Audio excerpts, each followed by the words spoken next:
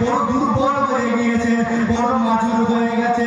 এই যুবকেরা আমার আবু বকর সিদ্দিক হুজুর আমার আস্তে আস্তে আস্তে আস্তে আমার নবীর ঘর থেকে যখন চলে গেলেন, আমার নবী আবু বকরকে দেখে অজর করে কাঁদে, ও বাবা আবু বকর রে, তোমাকে তো আমি বলেছিলাম এখন কোরআনের দাওয়াত দিও না, দ্বীনের প্রচার করো না, শরিয়াতের প্রচার করো না। ও বাবা আমার আবু বকর রে, তোমাকে আমি বলেছিলাম মক্কার মানুষেরা মানবে না, মক্কার মানুষেরা মেনে নেবে না।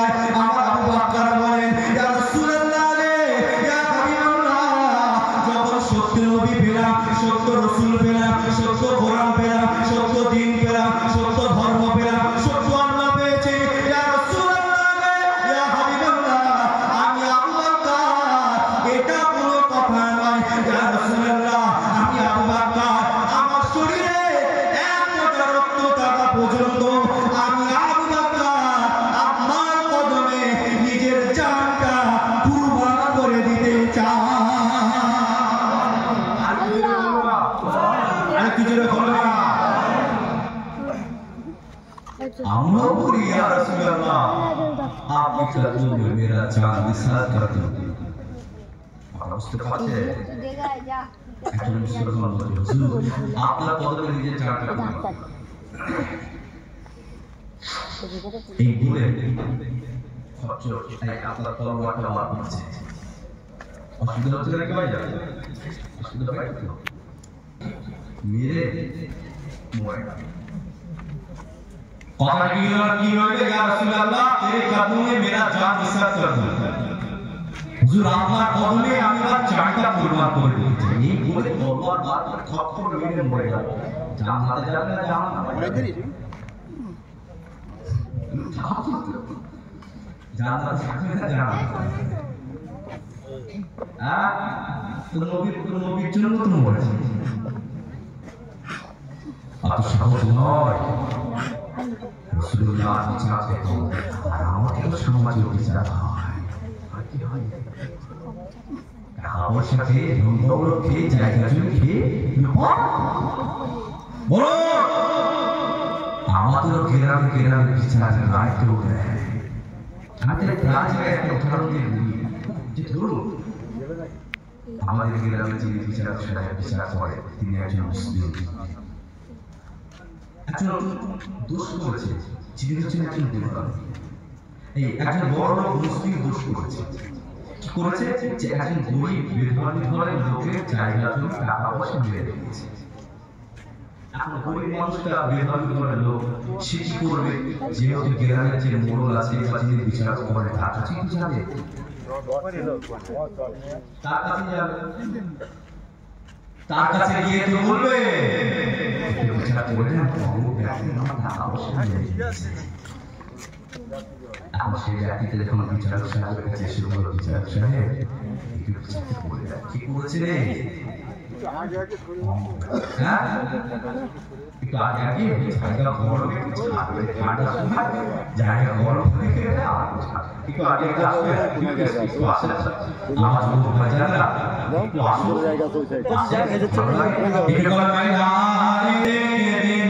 हम भी मदीने जाएंगे, मुस्तफा नजरे करम फरमाएंगे, मुस्तफा नजरे करम फरमाएंगे, मुस्तफा नजरे करम फरमाएंगे, मुस्तफा नजरे करम फरमाएंगे।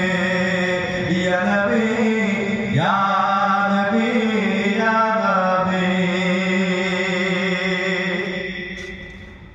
जीने हो बस इसी उम्मीद पर,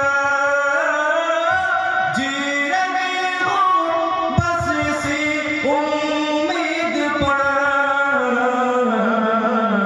जब गरम होगा मदीने जाएंगे, जब गरम होगा मदीने जाएंगे, जब गरम होगा मदीने जाएंगे, जब गरम होगा मदीने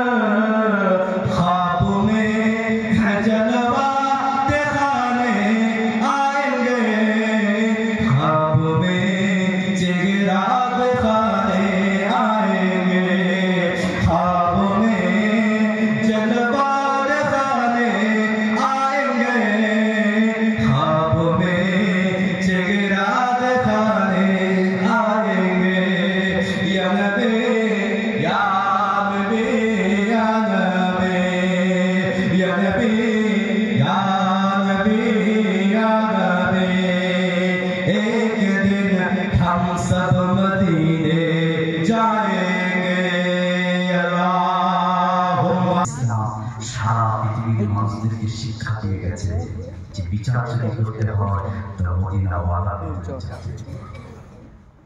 কোন জাত শিক্ষা দিয়ে দেয় হক সত্য ন্যায় যদি বিচারের শিক্ষা দিয়ে যেতে হয় তো একমাত্র মদিনা ওয়ালা ইসলামের শিক্ষা দিয়েছে সত্য এবং হক এবং ন্যায় বিচারের শিক্ষাটা একমাত্র আমার রাসূল দিয়ে গেছে আল্লাহ নবীর কাছে খবর এলো হুজুর দাউদ শরীফের হাদিস আল্লাহ নবীর কাছে খবর এলো ইয়া রাসূলুল্লাহ মদিনায় একজন মহিলা চুরি করেছে কি করেছে চুরি করেছে আর আপনারা জানেন যে চুরি করলে কি হয় ইসলামিক কান্ট্রিতে হাতটা কেটে দেয় শরীরে এখান থেকে কবজি থেকে কেটে দেওয়া এটা হচ্ছে ইসলামের হুকুম এবং নিয়ম এখনো পর্যন্ত যে সমস্ত ইসলামিক কান্ট্রি আছে সেই সমস্ত ইসলামিক কান্ট্রিতে এখনো পর্যন্ত কিছু কিছু জায়গায় এটা আছে এটা চলে সেজন্য সে সমস্ত দেশে চুরিও নেই ডাকাতিও নেই কিচ্ছু নেই আর আমাদের এখানে কিছু রাখছে কিচ্ছু রাখছে মনোযোগ বলছে দিয়ে আমাকে খেতে দে ওরা কি খুঁজছে না বলছি বলে কিচ্ছু রাখছে চুরি করে খবর নিয়ে রাসূলুল্লাহ একজন মহিলা চুরি করেছে এবং যে মহিলাটা চুরি করেছে হুজুর মদিনা শরীফে সেই মহিলা হচ্ছে একটা সম্ভ্রান্ত পরিবারের মহিলা অর্থাৎ উঁচু ক্লাসের একজন মহিলা অর্থাৎ তার বাপ একজন সম্মানীয় ব্যক্তি হুজুর তার বাপের পিছনে মদিনাতে হাজার হাজার মানুষ তার বাপকে সাপোর্ট করে এক কথায় লক্ষাধিক মানুষ তার বাপের কথায় বেরিয়ে পড়ে এইরকম একজন পরিবারের একটা মহিলা হুজুর চুরি করেছে যেহেতু রাসূল হচ্ছেন মদিনার বাদশাহ নেতা মদিনার রাজা এখন নবী বললেন দেখো আবু বকর সিদ্দিক উমর ফারুক আর একজন সাহাবাকে পাঠান এবার যাও এই কথা সত্যতা যাচাই করে নিন কতটা সত্য কতটা মিথ্যা সাহাবারা গিয়ে যাচাই করে নিয়ে সে আমার রাসূলকে বললেন হুজুর কথাটা ঠিক মহিলা চুরি করেছে আমার নবী বললেন শোনো যদি কথাটা সত্য হয়ে থাকে আমি রাসূল ঘোষণা করছি অমুক সময় অমুক তারিখে অমুক জায়গায় ওই মহিলার শরীর থেকে হাতটাকে কাটা হবে রায় ঘোষণা হয়ে গেল টাইম ঘোষণা হয়ে গেল প্লেস ঘোষণা হয়ে গেল রায় রাসূল দিয়ে দিলে আল্লাহু আকবার রাসূল রায় দিয়ে দিলে আল্লাহ নবী সাল্লাল্লাহু আলাইহি ওয়াসাল্লাম বলে সাহাবারা বসে বসে আলোচনা করছে কি হবে বলতো আমার রাসূল যদি মহিলার হাতটা কেটে দেয় তাহলে মহিলা একটা গর্ব হবে গর্ব হবে চেষ্টা হবে মারামারি হবে তার বাপের লক্ষ লক্ষ মানুষ তার বাপকে ফলো করে সাপোর্ট করে বুঝতে পারছো না ভাইয়া লক্ষ লক্ষ মানুষ তার বাপের এক কথায় বেরিয়ে পড়বে এখন যদি নবীর কথা শুনে যদি হাতটা কেটে দেয় বলে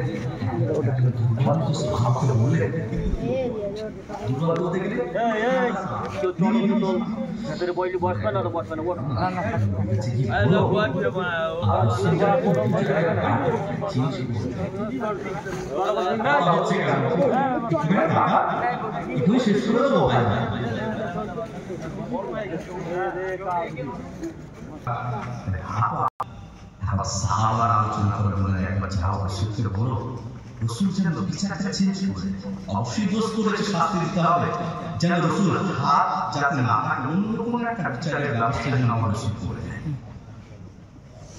এই দুর্বল মতো গরিব মতো ঠান্ডা মতো এই সাহাবারা আল্লাহ নবীর ঘরের দরজার কাছে গিয়ে বলছেন হুজুর আপনি যদি ইজাজত দেন আপনার ঘরকে প্রবেশ করতে পারেন কে বাবা হুজুর আমি এই সাহাবা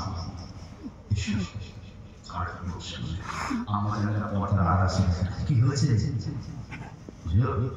আপনি যে রায়টা দিয়েছেন আমরা এটাকে মেনে নিয়েছি আমরা অ্যাকসেপ্ট করে নিয়েছি আপনার রায়ের উপর আমাদের কোনো সন্দেহ নেই কিন্তু হুজুর আলোচনা করছি সাহাবারা যদি আপনি রায়টাকে চেঞ্জ করতে ওই মেয়ের বাপটা খুব বড় লোক তার পিছনে হাজার হাজার মানুষ থাকবে যদি হাতটা কেটে দিই ইয়া রাসূলুল্লাহ তাহলে মদিনায় একটা দ্বন্দ্ব হবে মারামারি হবে ফ্যাসাদ হবে একটা গন্ডগোল হবে আল্লাহু আকবার আমার রাসূল এত জোরে তাড়া মেরেছে আমাজানের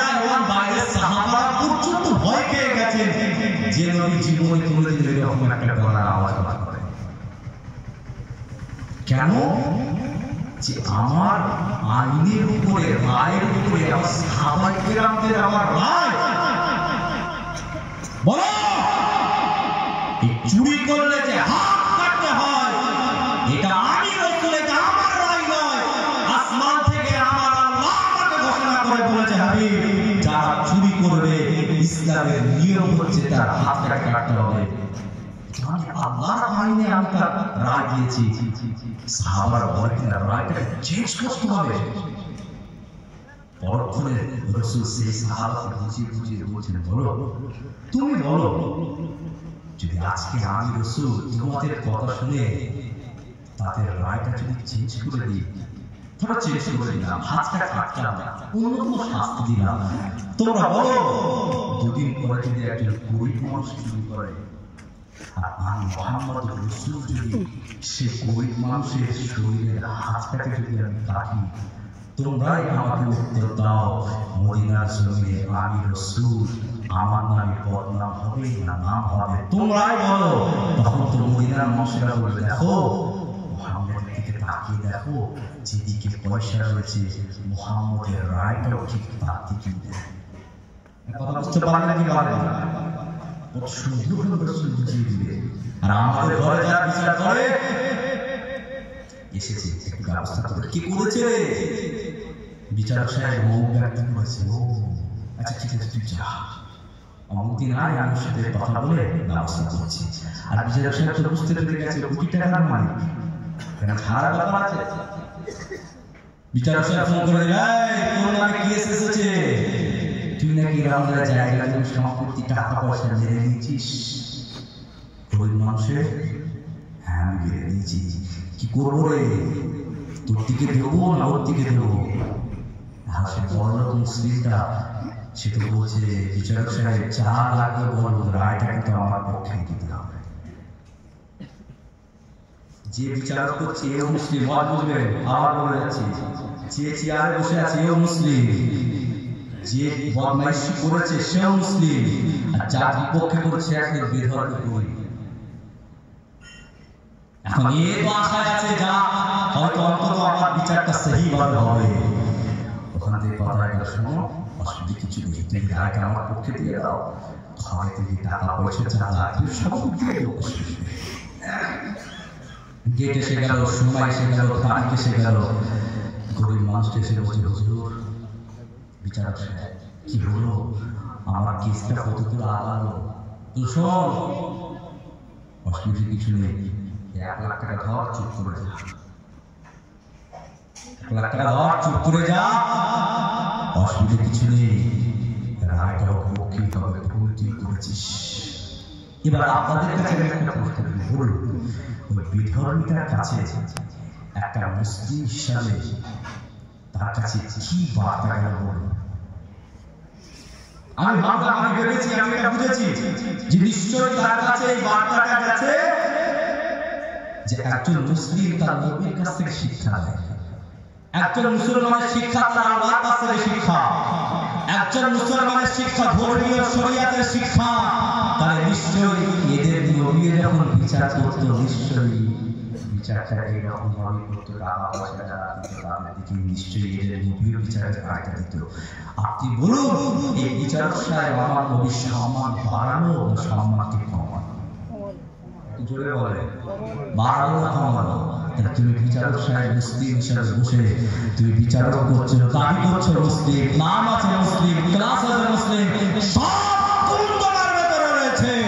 মসজিদে গিয়ে সিজদা করো, সুবহানাল্লাহ, তাসবিহ পড়ো, মদিনা শরীফে হজ করতে চলে যাও, নবীর রওজায় চলে যাও, নবীকে গিয়ে সালাম দাও, আর অথচ বিচারের আসরে বসে তুমি বিচার করছো, মহাভাবে বিচার করছো, মিথ্যাভাবে বিচার করছো, অন্যায়ভাবে আমার তুমি দাবি করছো আমি নবীকে মুহাব্বত করি, রাসূলকে ভালোবাসি। মুসলমান মনে রেখে দিও, মরতে অপেক্ষা আল্লাহর বিচার অপেক্ষা করতে বেশি দেরি হয়।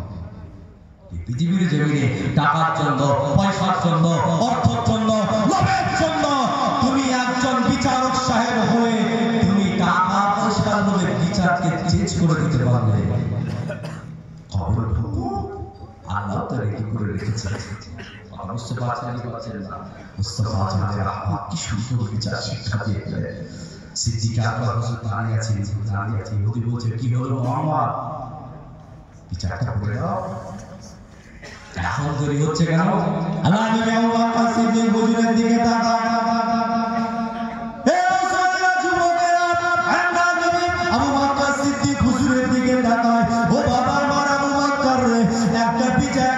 সাক্ষী দেখাতে হবে আমার আবু বকর সিদ্দিক হুজুর মাথাটা নিচু করে আছে ইয়া রাসূলুল্লাহ ইয়া হাবিবাল্লাহ আমি আবু বকর আমার কোনো সাক্ষী নাই কিন্তু ইয়া রাসূলুল্লাহ হুজুর আপনি তো জানেন আমি আবু বকর মিথ্যা বলছি না ইয়া রাসূলুল্লাহ আপনি তো জানেন আমার নামে লাকাব হচ্ছে সিদ্দিক লাকাব যে লাকাবটা আসমান থেকে আমার আল্লাহ দিয়েছে যে লাকাবটা আসমান থেকে আমার আল্লাহ এলোপেন করে দিয়েছে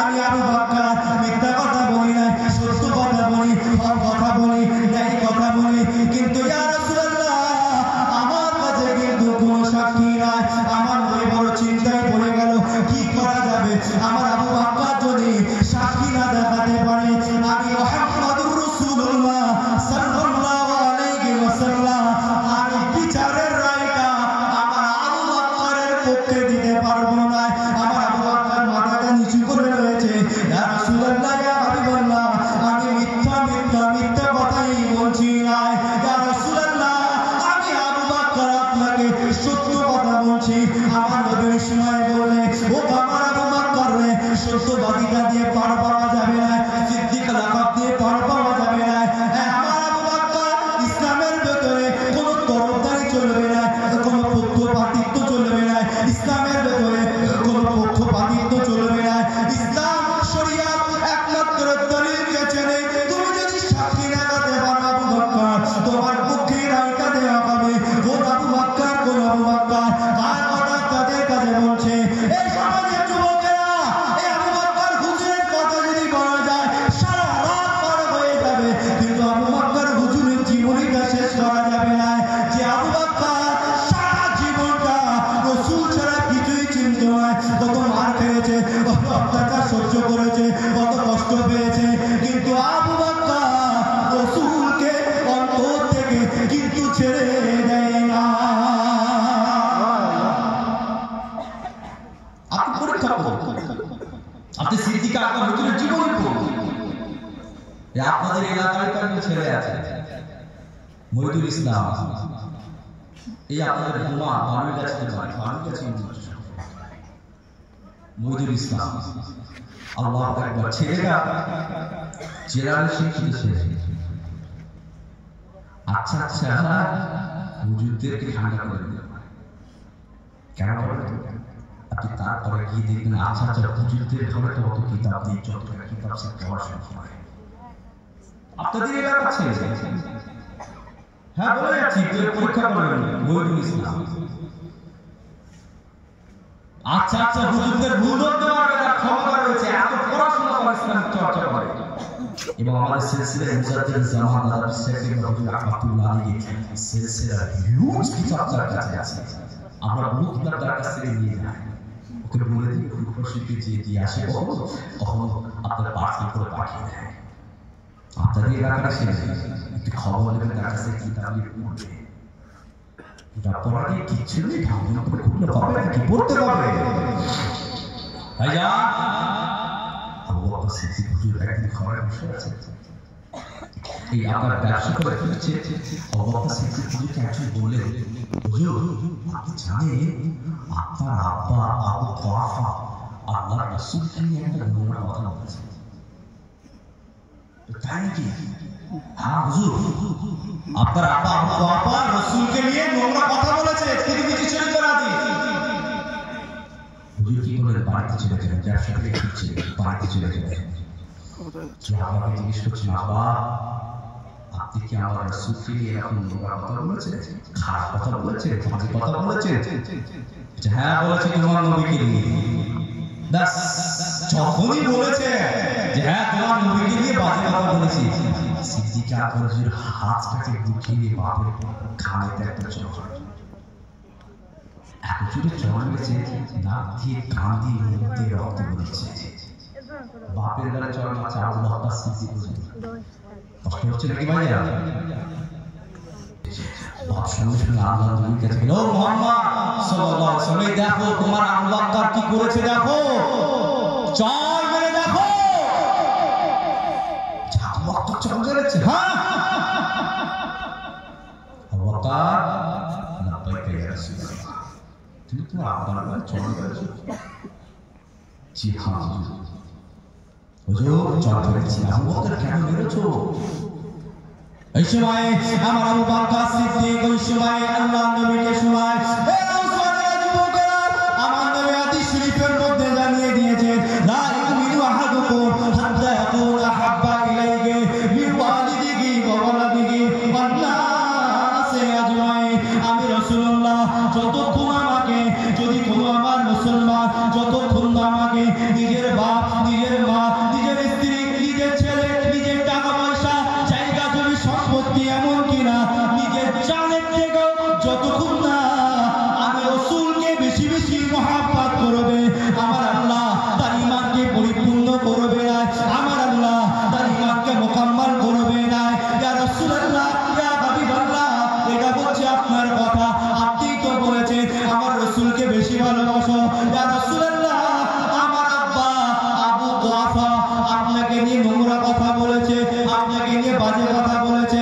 ইয়া রাসূলুল্লাহ, আমার বাপ আমার নবীকে শুধু বাজে কথা বলে না, আমার বাপ আমার ঈমানে আঘাত করেছে, আমার কর্মে আঘাত করেছে, আমার কলিজায় আঘাত করেছে, আমার জানেতে আঘাত করেছে, আমার কলিজায় আঘাত করেছে।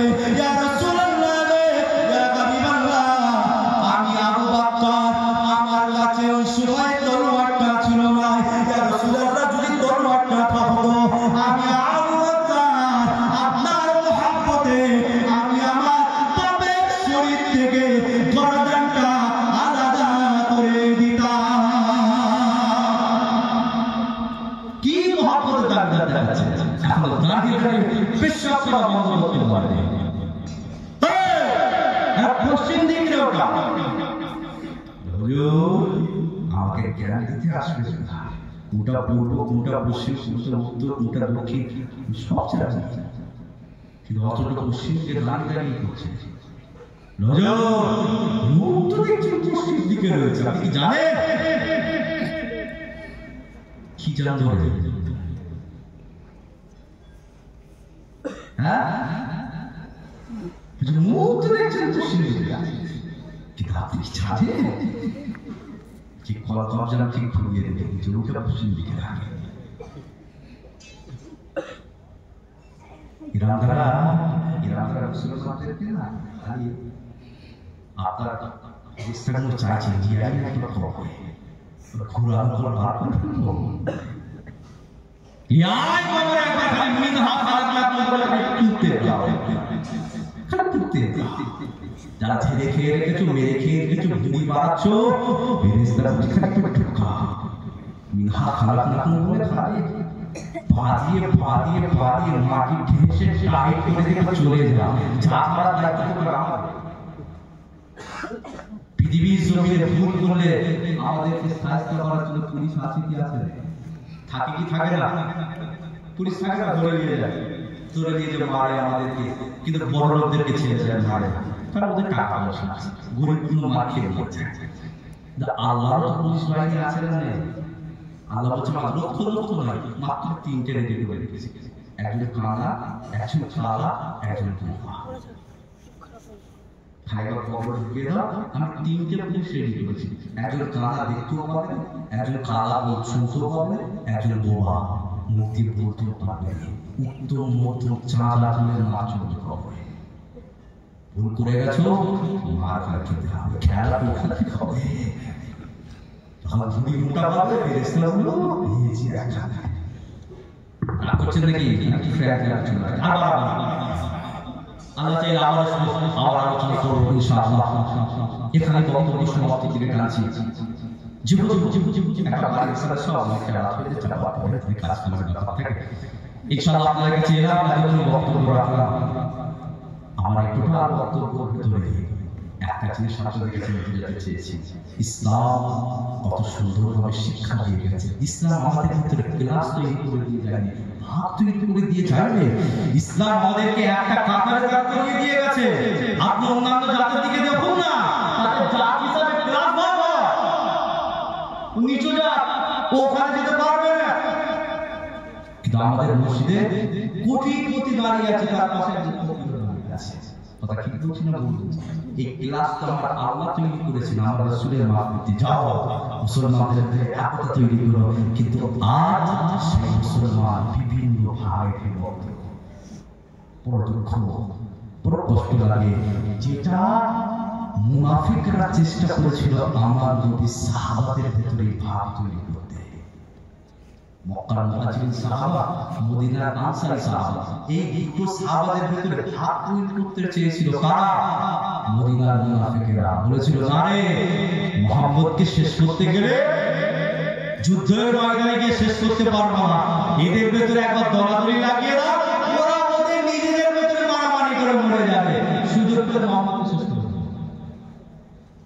এরা হাজার চেষ্টা করেছিল, কিন্তু তারা সর্বসময় ফেল হয়ে গেছে। কিন্তু আজ আমাদের ভেতরে যদি একতাটা না থাকে, এরা ভালো রকম বুঝতে পেরে গেছে যে ভিতরে একতা নেই, যেমন করে পারবো তেমন করে এদেরকে মারতে পারবো। আবার বলে যাচ্ছি, আমার যুবক ভাইরা, মুরব্বী বাপেদেরকে যার ক্লাস দেখবেন না, ভাব দেখবেন না।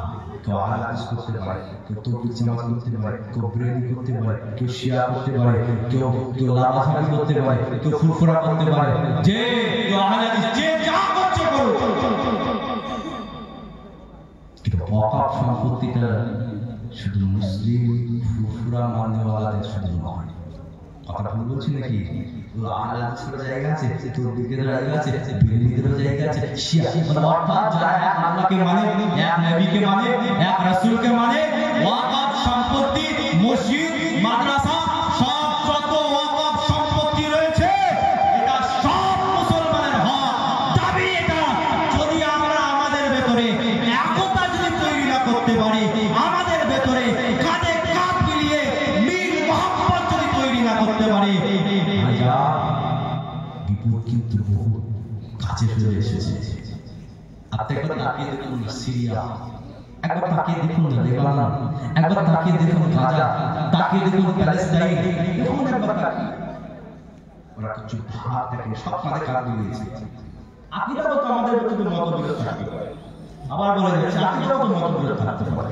কেউ হাত ছেড়ে নামাজ পড়ে, কেউ হাত ছেড়ে নামাজ পড়ে, কেউ লাভ নিচে পড়ে, কেউ পা এরকম ফেলে নামাজ পড়ে, কেউ হাত তুলে নামাজ পড়ে, বিভিন্ন রকমের নামাজ পড়ে। এটা হচ্ছে আকীদাগত ব্যাপার, মতগত ব্যাপার। আমরা আহলে সুন্নাত ওয়াল জামাত মতে পড়ি, আমরা মুসাদ্দিদুজ জামান হুজুরকে মেনে চলি, আমরা হচ্ছে ইমামে আযম হুজুরকে মেনে চলি, তার মতকে আমরা মেনে চলি। কিন্তু বাজারে একজন তবলিগ জামাতের আমার ভাইদের কাছে কি আছে, উদাহরণ দিয়ে বলছি, আমরা কি করি বলেন তো? মাসে তবলিগ করে তো মাথা ফুরফুরা একটা ছেলেকে ধরে মাসে তবলিগ করে মাথা মাথা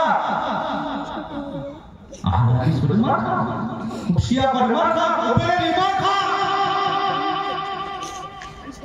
আমরা ঘুরে পাশ দিয়ে চলে এসেছি, যদি আমরা ওখানে তার পাশে দাঁড়াই, বলবো ভয় খাবে কি খাবে না, ভয় খাবে কি খাবে না। যদি দাঁড়ায় তৌহিদ করতে কি হয়েছে, তো আল্লাহকে মানে, নবীকে মানে, আল্লাহ নবীকে মানে, তার জন্য আমাদের আকীদাগত মাসলা হতে হবে।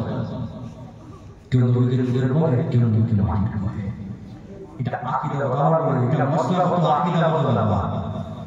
কিন্তু সম্পত্তি সবার, এই জায়গা সবার, আবার বেড়ে যাচ্ছে ভাইরা, একতা তৈরি করবে। মসলা তো আমাদের কতগুলো থাকতে পারে, থাকবে, ওই জায়গাটা আলাদা, ওর প্ল্যাটফর্মটা আলাদা। কিন্তু এই সমস্ত জায়গায়, প্রতিবাদের জায়গায়, যে ধর্মীয় প্রতিবাদের জায়গায় আমাদের সকলকে কাঁধে কাঁধ মিলিয়ে একসাথে থাকার দরকার আছে না নেই? আওয়াজটা আসতে হবে, রাগ করছেন নাকি? আছে না নেই? আছে না নেই? আছে না নেই? যদি আমরা না থাকতে পারি ভাইজান, আপনি সাহাবাদের দিকে তাকাবেন, বড় বড় হুজুরকে বলেন দিকে তাকাবেন, ইসলামকে প্রতিষ্ঠা প্রচার করার জন্য তারা যখন এই সমস্ত যখন জায়গায় এসেছিল তখন তারা সবাই একে এক হাত দিয়েছে। এই পর্যন্ত বলে বক্তব্য সংক্ষিপ্ত করছি। আল্লাহ আমাদের সহি সমাজ বুঝতে রাখেন, বলার থেকে শোনার থেকে আল্লাহ আমল করার তৌফিক দান করেন। বলেন সকলে আল্লাহুম্মা বলেন আল্লাহুম্মা আমিন। এমন কি নারায় রাসূলুল্লাহ বলেন একটু সালাত ও সালাম বলেন ইয়া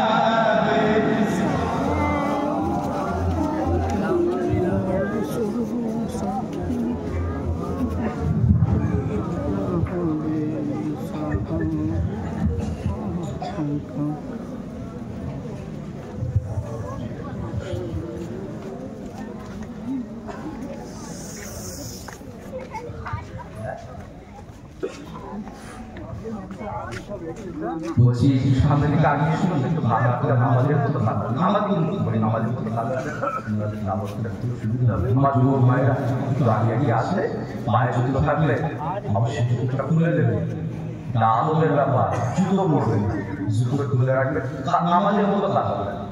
আমাদের নামাজের মতো ভালো করে আবার খুব সুবিধা হবে।